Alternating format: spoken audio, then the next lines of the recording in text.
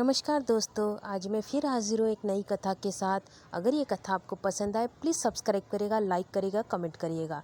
तो प्रारंभ करते हैं आज की कथा। नागपंचमी कथा। एक सेठ जी के 7 पुत्र थे। सातों के विवाह हो चुके थे। सबसे छोटे पुत्र की पत्नी श्रेष्ठ चरित्र की विदुषी और सुशील थी, परंतु उसके भाई नहीं था। एक दिन बड़ी बहू ने घर लिपने को पीली मट्टी लाने के लिए सभी बहुओं को साथ चलने को कहा, तो सभी धलिया और खुरपी लेकर मिट्टी खोदने लगी। तभी वहाँ एक सर्प निकला, जिसे बड़ी बहू खुरपी से मारने लगी। यह देखकर छोटी बहू ने उसे रोकते हुए कहा, मत मारो इसे, यह बेचारा निरपराध है। यह सुनकर बड़ी बहू ने उसे नहीं मारा। तब सर्प एक और जा बैठा। तब छोटी बहू ने उससे कहा, हम अभी लौट कर आती है, तुम यहाँ से जाना मत। यह कहकर वह सबके साथ मिट्टी लेकर घर चली गई और वहाँ कामकाज में फंसकर सर्प से जो वादा किया था उसे भूल गई। उसे दूसरे दिन वह बात याद आई तो सबको साथ लेकर वहाँ पहुँची और सर्प को उस स्थान पर बैठा देखकर बोली, सर्प भैया नमस्कार। सर्प ने कहा, तू भैया कह चुकी है, इसीलिए तुझे छोड़ देता हूँ, नहीं तो झूठी बात कहने के कारण तुझे अभी डस लेता। वहाँ बोली, भैया मुझसे भूल हो गई, उसकी क्षमा मांगती हूँ। तब सर्प बोला, अच्छा तू आज से मेरी बहन हुई और मैं तेरा भैया हुआ, तुझे जो मांगना हो मांग ले। वहाँ बोली, भैया मेरा कोई नहीं है, अच्छा हुआ जो तू मेरा भैया ही बन गया।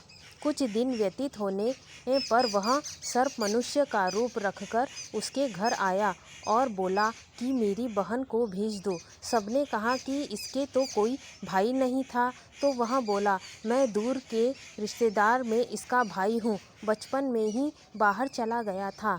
उसके विश्वास दिलाने पर घर के लोगों ने छोटी बहू को उसके साथ भेज दिया। उसने मार्ग में बताया कि मैं वही सर्प हूँ, इसलिए तू डरना नहीं और जहाँ चलने में कठिनाई हो वहाँ मेरी पूँछ पकड़ लेना। उसने कहे अनुसार ही किया और इस प्रकार वह उसके घर पहुँच गई। वहाँ के धन ऐश्वर्य को देखकर वह चकित हो गई। एक दिन सर्प की माता ने उससे कहा, मैंने एक काम से बाहर जा रही हूँ, तू अपने भाई को ठंडा दूध पिला देना। उसे यह बात ध्यान न रही और उसने एक गर्म दूध पिला दिया, जिससे उसका मुँह बेतरह जल गया। यह देखकर सर्प की माता बहुत क्रोधित हुई, परंतु सर्प के समझाने पर शांत हो गई। तब सर्प ने कहा कि बहन को अब उसके घर भेज देना चाहिए। तब सर्प और उसके पिता ने उसे बहुत सा सोना, चांदी, जवाहरात, वस्त्र, भूषण आदि देकर उसके घर पहुंचा दिया। इतना ढेर सारा धन देखकर बड़ी बहू ने ईर्ष्या से कहा, भाई तो बड़ा धनवान है, तुझे तो उससे और भी धन लाना चाहिए। सर्प ने यह वचन सुना तो सब वस्तुएं सोने की लाकर दे दी। यह देखकर बड़ी बहू ने कहा, इन्हें झाड़ने की झाड़ू भी सोने की होनी चाहिए। तब सर्प ने झाड़ू भी सोने की लाकर रख दी। सर्प ने छोटी बहू को हीरा मणियों का एक अद्भुत हार दिया था। उसकी प्रशंसा उस देश की रानी ने भी सुनी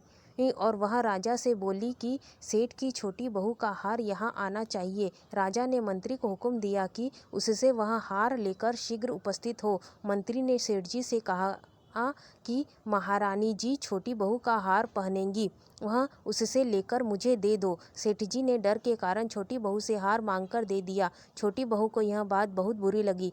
उसने अपने सर्प भाई को याद किया और आने पर प्रार्थना की, भैया रानी ने हार छीन लिया है, तुम कुछ ऐसा करो कि जब वह हार उसके गले में रहे तब तक के लिए सर्प बन जाए और जब वह मुझे लौटा दे तब हीरो और मणियों का हो जाए। सर्प ने ठीक वैसा ही किया। जैसे ही रानी ने हार पहना वैसे ही वह सर्प बन गया। यह देखकर रानी चीख पड़ी और रोने लगी। यह देखकर राजा ने सेठ जी के पास खबर भेज दी कि छोटी बहू को तुरंत भेजो। सेठ जी डर गए कि राजा न जाने क्या करेगा।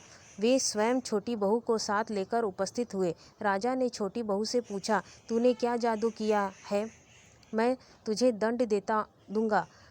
छोटी बहू बोली, राजन धृष्टता क्षमा कीजिए, यह हार ही ऐसा है कि मेरे गले में हीरो और मणियों का रहता है और दूसरे के गले में सर्प बन जाता है।